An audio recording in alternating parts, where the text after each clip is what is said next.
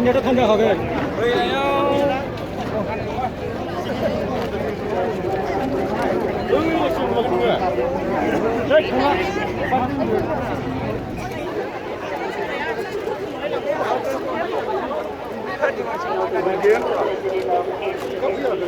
소리가 보인다. 왜 소리가 보여?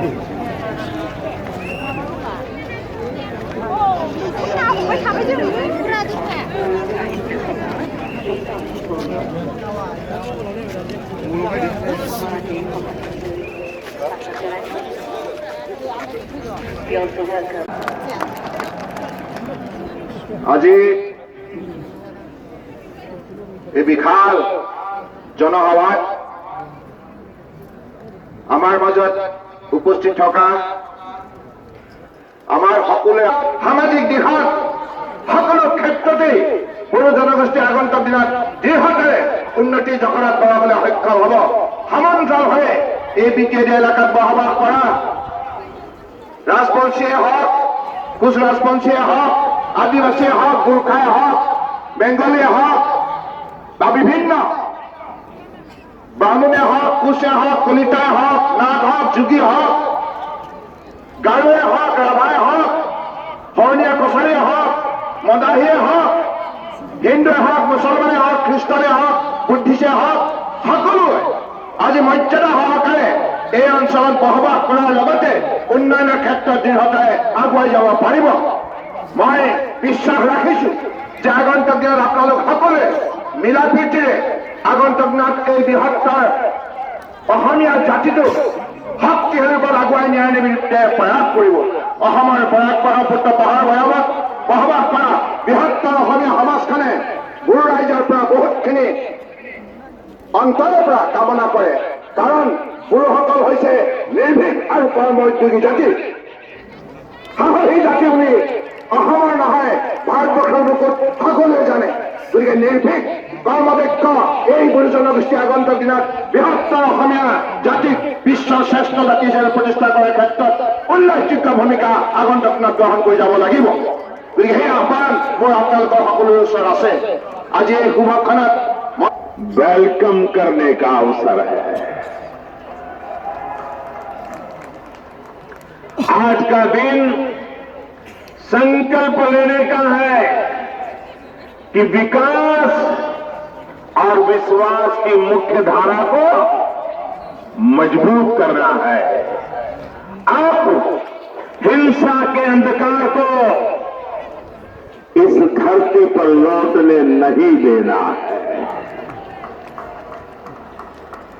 अब इस धरती पर किसी भी मां के बेटे का, किसी भी मां की बेटी का किसी जान गंवाते थे, अब यहां लगभग पूरी तरह शांति है और उग्रवाद समाप्ति की ओर है। जिस नॉर्थ ईस्ट में लगभग हर क्षेत्र में arm forces special power act आक्सा लगा हुआ था, अब हमारे आने के बाद यहां त्रिपुरा, मिजोरम, मेघालय और अरुणाचल प्रदेश का ज्यादातर हिस्सा आक्सा से मुक्त हो चुका है।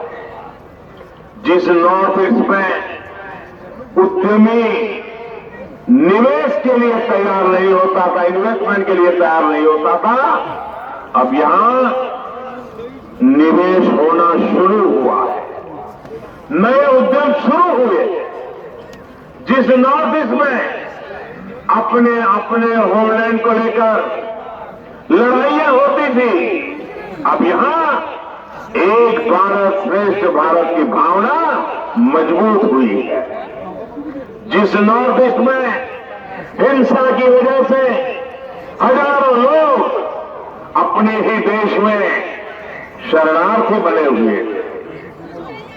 अब यहां उन लोगों को पूरे सम्मान और मर्यादा के साथ बसने की नई सुविधाएं दी जा रही है। जिस नॉर्थ ईस्ट में देश के बाकी हिस्से के लोग जाने से डरते थे, अब उसी को अपना नेक्स्ट टूरिस्ट डेस्टिनेशन बनाने लगे। साथियों, ये परिवर्तन कैसे आया? क्या सिर्फ एक दिन में आया? जी नहीं, ये 5 साल के अथक परिश्रम का नतीजा है। पहले नॉर्थ ईस्ट के राज्यों को रेसिपिएंट के तौर पर देखा जाता था, आज उनको विकास के ग्रोथ इंजन के रूप में देखा जा रहा है। पहले नॉर्थ ईस्ट को राज्यों को दिल्ली से बहुत दूर समझा जाता था, आज दिल्ली आपके दरवाजे पर आकर के आपके सुख दुख को सुन रही है। अब मुझे ही देखिए, मुझे अपने बोडो साथियों से, असम के लोगों से बात करनी थी, तो मैंने दिल्ली में बैठकर संदेश नहीं भेजा, बल्कि आपके बीच आकर आपकी आंखों में आंखें मिला करके आपके आशीर्वाद लेकर के आज मैं आपसे जुड़ रहा हूं। अपनी सरकार के मंत्रियों के लिए तो बकायदा मैंने रोस्टर बनाकर हमने सुनिश्चित किया कि हर 10-15 दिन में केंद्र सरकार का कोई न कोई मंत्री नॉर्थ ईस्ट में अवश्य जाएगा, रात को रुकेगा, लोगों को मिलेगा, सुख दुख सुनेगा, समस्याओं का समाधान करेगा। यहां आके करेगा, ये हमने करके दिखाया। हमारे साथियों ने प्रयास किया कि वो ज्यादा से ज्यादा समय यहां बताएं, ज्यादा से ज्यादा लोगों से मिले, उनकी समस्याएं समझे, सुलझाए। मैं और मेरी सरकार निरंतर आपके बीच आकर आपकी समस्याओं को जान रहे, सीधे आपसे फीडबैक लेकर केंद्र सरकार की जरूरी नीतियां बना रहे। साथियों, 13वें वित्त आयोग के दौरान नॉर्थ ईस्ट के 8 राज्यों को मिलाकर 90,000 करोड़ रुपए से भी कम मिलते थे। 90,000 करोड़ रुपए से कम 14वें वित्त आयोग में हमारे आने के बाद